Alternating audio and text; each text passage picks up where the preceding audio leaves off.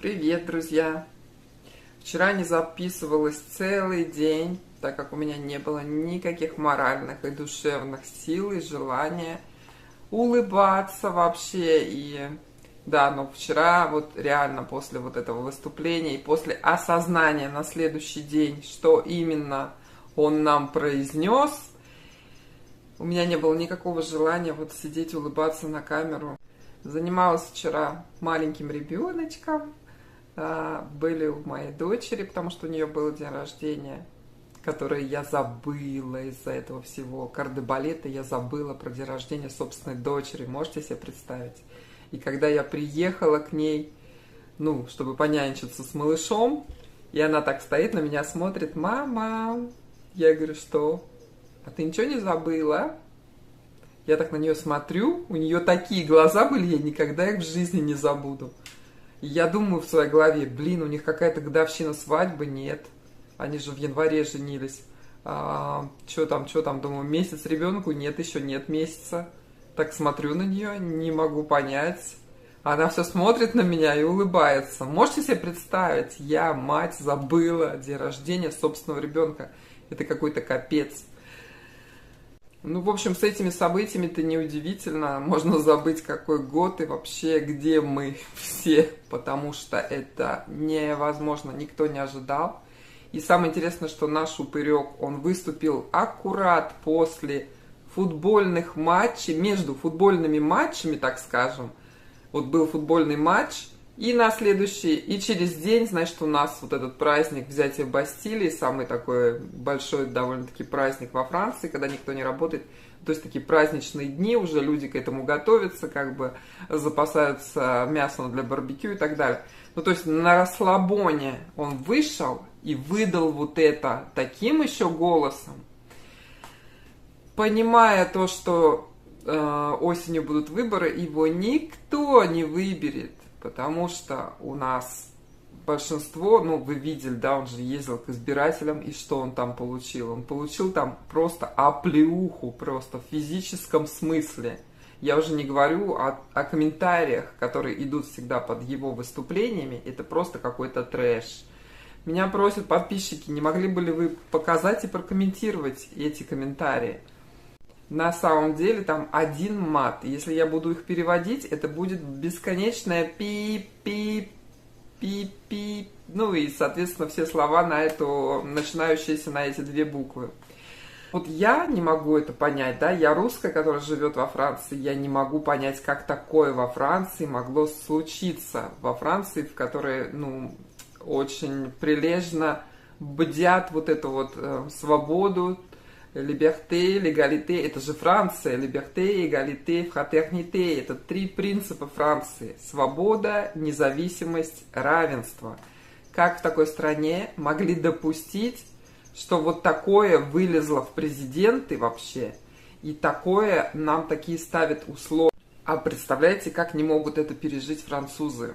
В общем, у меня вчера был день, я думала, у меня просто будет какой-нибудь, нервный срыв или какой-то сердечный приступ или еще что-то, потому что я читаю вот этих всех французских политиков, которые, мыслящие люди, да, и которые создают платформы такие, как Патриот и так далее. Здесь много таких партий, которые создают платформы, которые вот против вот этого всего барнабесия и против ущемления прав, так скажем. И я читала вчера комментарии и смотрела их блоги, и смотрела их выступления, потому что они выступили все. Я сейчас попробую вам сюда сделать несколько из них, отрывков, несколько выступлений. И это люди, политики, это адвокаты, это военные, и все просто в диком шоке от этого всего. И каждый из них призывает людей на большое восстание. Bonsoir à tous. J'espère que ce live sera largement partagé et largement diffusé pour le bien de tout le monde. Notre pays, la France, c'est liberté, égalité, fraternité. La liberté vient de disparaître à travers l'allocution du président de la République ce soir. L'égalité vient de disparaître à travers l'allocution du président de la République ce soir. Il ne nous reste que la fraternité. Et en fin de live, je vous expliquerai ce que je pense, moi, de cette fraternité. Et j'espère que cette fraternité sera là. J'en ai les mains moites, un peu ému, attristé par tout ce qu'on vient d'entendre, même si on s'y attendait, mais peut-être pas aussi fortement, aussi brusquement, et peut-être pas tout d'un coup. Je suis fatigué, comme beaucoup de Français. Je suis peiné, comme beaucoup de Français. À tout niveau, toute classe sociale confondue, toute religion confondue, tout être humain qui habite sur ce sol. Ce pays qui a été un très beau pays, qui est en train d'être totalement démantelé par ce gouvernement. Et aussi par les gouvernements successifs, mais je pense qu'on a un petit peu l'apologie des choses aujourd'hui. L'heure n'est plus aux commentaires. L'heure n'est plus aux longs discours. L'heure n'est plus à hurler, comme j'ai pu le faire. Je suis attristé de la France qu'on est en train de laisser à nos enfants. Attristé que les personnes ne s'insurgent pas. Attristé que les Français ne réagissent pas assez. Il y a beaucoup d'excuses autour de tout ça qui pourraient être acceptées. Mais ce que vous venez d'entendre ce soir, ce qui est en train de se passer aujourd'hui, le tournant dans notre pays, dans notre France, dans ce qui est en train d'arriver. Je suis désolé mes amis, mais je pense qu'aujourd'hui, l'heure est à l'élan national de tout ce pays. Nous devons nous insurger face à eux. Nous devons leur faire voir qui nous sommes. La France appartient aux Français et certainement pas aux politiques qui essayent de nous diminuer, qui essayent de tout nous enlever, nos libertés, nos égalités, notre fraternité, notre droit à être libre. Notre France nous appartient.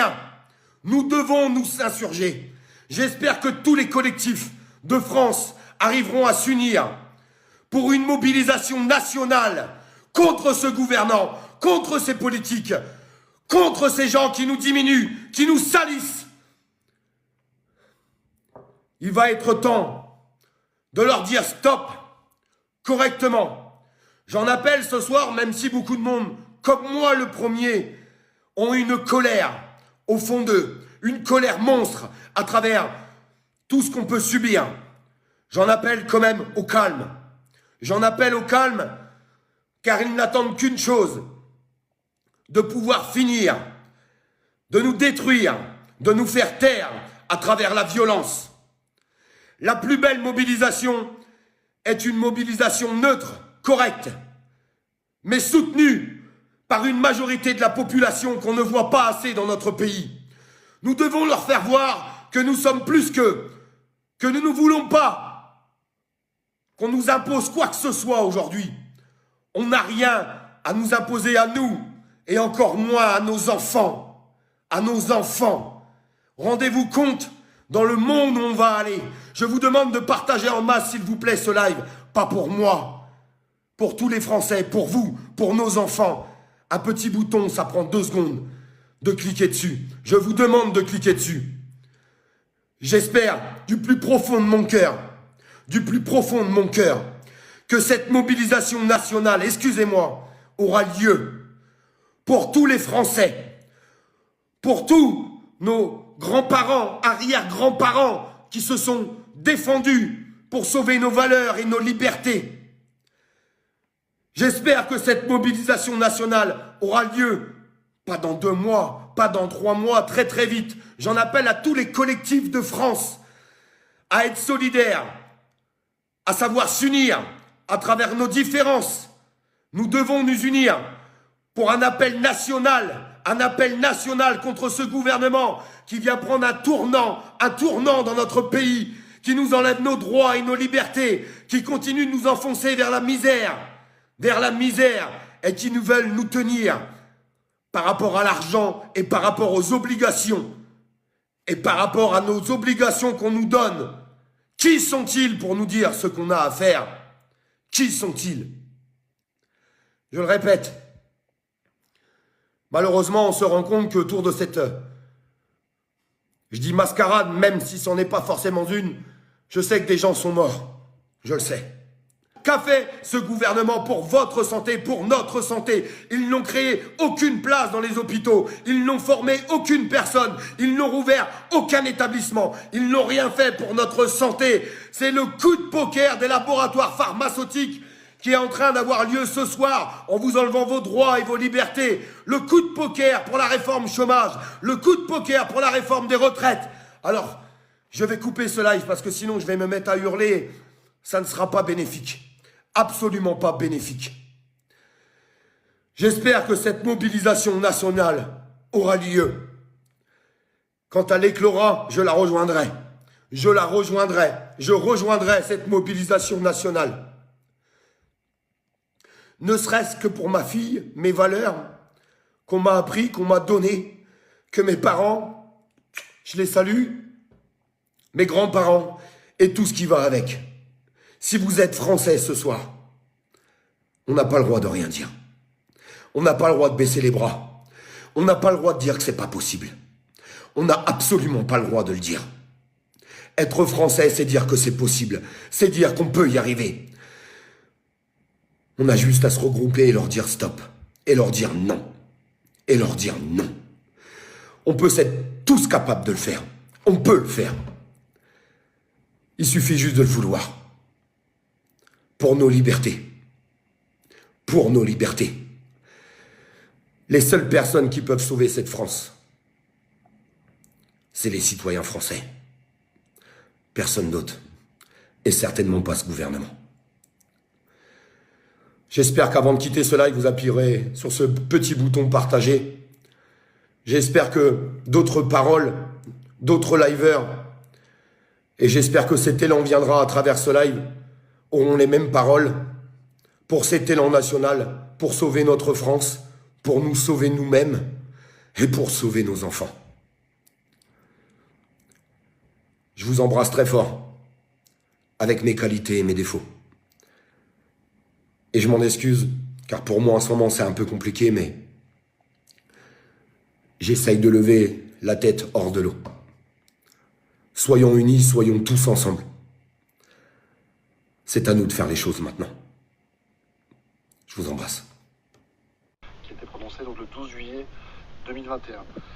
Que dire de ce discours, si ce n'est qu'effectivement on vient de changer de civilisation, c'est-à-dire que nous étions passés de la liberté, de l'égalité et de la fraternité à la liberté et égalité, mais seulement si vous êtes vacciné. J'ai, au courant du mois de janvier 2021, écrit un article sur les questions.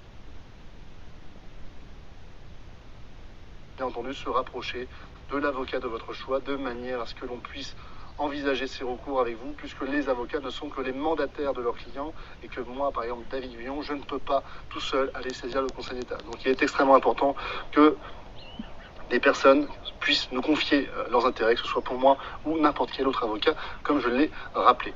Donc vous l'aurez compris, il y a encore énormément de choses à faire. Il ne faut pas s'avouer vaincu parce qu'aujourd'hui on a décidé d'instaurer une dictature sanitaire ou une démocratie sanitaire, chacun emploiera le mot qui lui convient, mais quoi qu'il en soit, et quel que soit le nom que l'on donne aujourd'hui à ce régime, la liberté, l'égalité et la fraternité ne sont plus les valeurs de la démocratie française. Alors vous avez effectivement le droit d'avoir envie de cette société dans laquelle vous allez constamment justifier de votre état de santé pour la vie de tous les jours. Sachez une chose, vous venez de souscrire un abonnement vaccinal. Hein. Donc c'est Idriss Aberkan qui le disait, vous avez souscrit un abonnement vaccinal, c'est tous les ans, dorénavant, que vous allez vous faire piquer. Donc ceux qui ont déjà eu leurs 2 doses savent qu'en janvier il y aura un rappel, parce que on ne sait jamais. Hein. Voilà, on ne sait jamais, et donc tous les ans ce sera comme ça. Donc sachez une chose, vous venez de mettre l'engrenage, le doigt dans un engrenage qui est extrêmement dangereux et dans lequel, bien entendu, vous n'en sortirez pas indemne. Hein, effectivement, et quand je dis pas indemne, je ne parle pas de santé, parce que je ne connais pas, je ne sais pas, je ne suis pas médecin, mais sur le plan des libertés, effectivement, vous n'en sortirez pas indemne et vous vous apercevrez bien trop tard de toutes les restrictions que vous allez subir dorénavant dans votre vie de tous les jours. Et enfin, effectivement, la dernière chose, une fois qu'on n'a pas cédé à la panique, il faut bien entendu faire preuve de calme et bien entendu essayer de réfléchir de manière à agir de manière intelligente et à savoir qu'est-ce que nous pouvons faire aujourd'hui pour essayer de ramener la raison, parce que l'urgence malheureusement n'est pas bonne conseillère. Donc vous l'aurez compris, il y a des choses à faire, il ne faut pas se laisser abattre et surtout il faut se mettre en contact de manière à ce que l'on s'aperçoive que nous ne sommes pas isolés, mais que malheureusement, effectivement, à ce jour, la folie s'est emparée de notre gouvernement.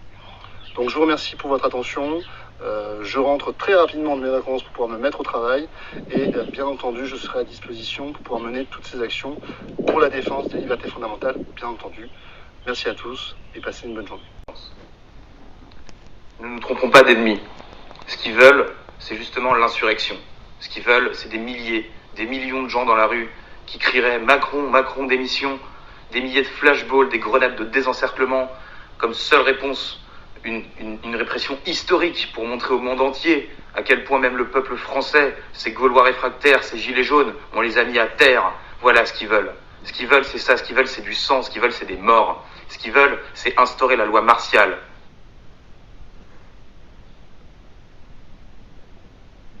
Ce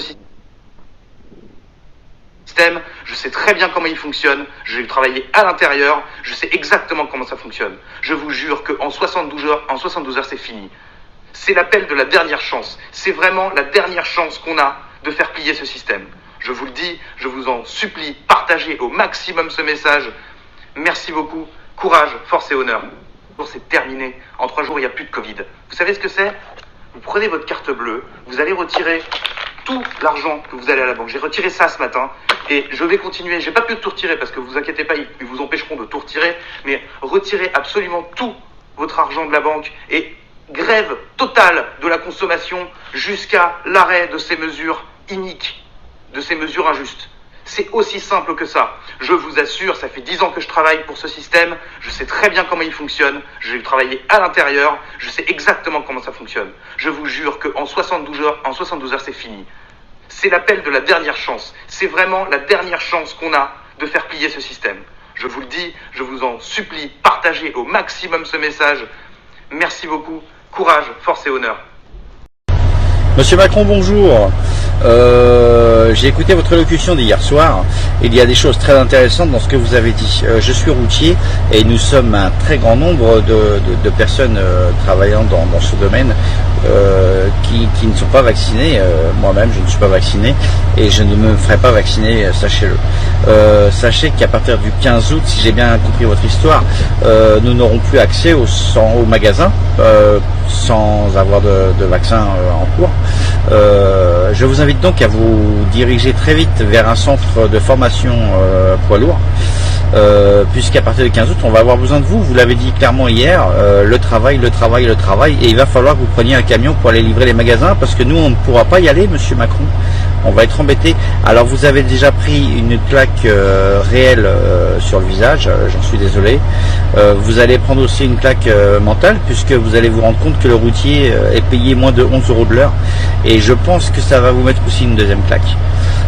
Donc pour votre information, sachez que les centres de formation restent à votre disposition pendant tout l'été. Dépêchez-vous de passer au permis, on a besoin de vous pour aller livrer les magasins. À très vite. Chaque jour qui passe s'annonce comme un cauchemar pour des millions de Français. Aujourd'hui, je veux vous dire que le gouvernement arrive à l'abominable. Il veut faire vacciner de force nos enfants avec un pass sanitaire qui s'appliquerait à eux à partir du 30 août. En un mot, il s'agit d'inciter, de forcer à vacciner les jeunes de 12 à 17 ans par un vaccin dont les fabricants dégagent toute responsabilité, qui est toujours en phase d'étude, alors même que ces jeunes de 12 à 17 ans ne risquent en rien quoi que ce soit du fameux Covid. Comment peut-on arriver à punir nos enfants? И я чувствую вот просто всей своей интуиции, какая у меня еще осталась и какая есть, Ну, у меня ее немало, да, потому что я так стараюсь держать связь с природой, скажем так, и с космосом, со всем остальным. У меня впечатление, что это барнабесие очень скоро закончится, и закончится оно внезапно, и закончится оно благодаря... Начнется, вернее, оно с Франции, именно с Франции. Я не знаю почему, но у меня такое ощущение. Подхватят его все страны, но начнется оно именно с Франции. По поводу того, что нужно бежать, запасаться продуктами, на самом деле это так. Нужно запасаться все-таки какими-то вещами такими долгоиграющими, как мука, там, горох, там, фасоль, еще что-то такое, на всякий случай. И даже не из-за того, что он произнес, потому что он произнес, что с 1 августа у нас даже в коммерческие центры не будет входа без кода. Но это не распространяется на гипермаркеты и супермаркеты, то бишь на продуктовые магазины. В этих магазинах как бы нет таких рестрикций, так скажем, указаний. Но кто знает, потому что ситуация меняется, она может измениться в любой момент. В любой момент он может нарисовать график, в любой момент он может запретить входы даже в магазины продуктовые без QR. Поэтому лучше запастись. А также и плюс из-за того, что если вдруг начнется, но начнется очень сильно. И я так думаю, что половина-то армии все равно на его стороне. Поэтому... возможно, физически даже не будет возможности выехать куда-то в магазин. Сейчас смотрю одно видео, которое прислал Артем, и офигеваю просто, друзья. Оказывается, мы же многого не знаем, мы же не сидим, не читаем эти все законы. Так вот, по закону Российской Федерации об эпидемиях вы можете поискать и найти именно про эпидемии. Во время эпидемии, черным по белому написано, что во время эпидемии вакцинация запрещена. Так какого же хрена, извините за выражение, происходит вот это все? В общем, видео, которое прислал Артем, я поставлю ссылку в описании. Посмотрите. И ну, это просто вообще... Вот побольше бы таких людей, кстати говоря, которые вот так вот ходят и в глаза глядя Роспотребнадзору ставят все точки над «и». Знаете, что меня еще удивляет в этой ситуации? Очень сильно удивляет. Смотришь на русских платформах на YouTube очень много блогеров вот таких осознанных, которые идут в лоб Роспотребнадзору, спрашивают, задают вопросы, выясняют и получают ответы. И их каналы существуют, их никто не банит. Прекрасно существуют, набирают много подписчиков. Немножко становится обидно за себя, что ты работаешь целый день, делаешь какие-то видосики, и у тебя просто идет все на спад вообще просто. Но я вижу, что это не ваша вина, и я вижу прекрасно, что это не... Ну, в общем, отписывают от моего канала, стали отписывать. Я больше чем уверена, что не отписываются люди, а отписывает сам Ю. Вот точно. Это видно.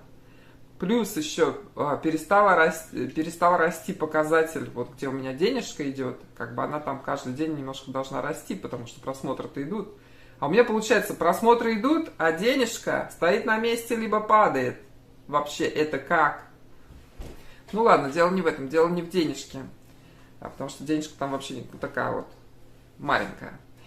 Но все равно просто наблюдаешь за ней, интересно же, как там все развивается. Ну так вот, а почему? Как такое происходит? Причем там вот хорошие, отличные русские блогеры, которые приходят, и там же вот прям контролеров этих там в магазинах, кассирш, просто вот разбамбливают в пух и прах, произнося все слова, как они есть, и вакцинация, и там самодемия, и все вот эти, а мы должны бояться и прятать слова за соплю, за еще что-то. И все равно, даже пряча слова, получаем по шапке. Как такое возможно? Что происходит? Почему там нет, а здесь да? Кто-нибудь может это объяснить? Как это происходит вообще? Друзья, опять же, по поводу того видео, которое прислал Артем. Вооружайтесь законами, друзья, вооружайтесь. Распечатывайте себе Нюрнбергский, распечатывайте законы, файлик. Все это вот файлик.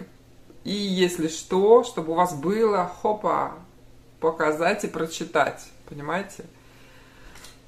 А чем еще вооружаться? Смотрите в следующем видео.